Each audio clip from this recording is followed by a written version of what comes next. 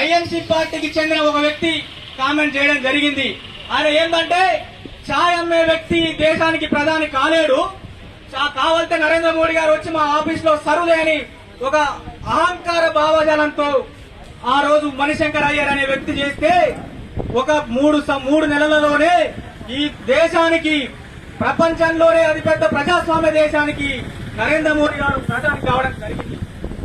నరేంద్ర మోడీ గారు మనం చూసినాం. నరేంద్ర మోడీ గారు ఓవర్ నైట్ లో ఈ రోజు విశ్వవిఖ్యాత కాలే. నరేంద్ర మోడీ గారు 1962లో చైనా యుద్ధ సమయంలో 1962 అంటే 12 సంవత్సరాల వయసులో ఆ విధంగా ఎమర్జెన్సీ పోరాటంలో కూడా శ్యామ్ సుందర్ గారికి తెలుసు.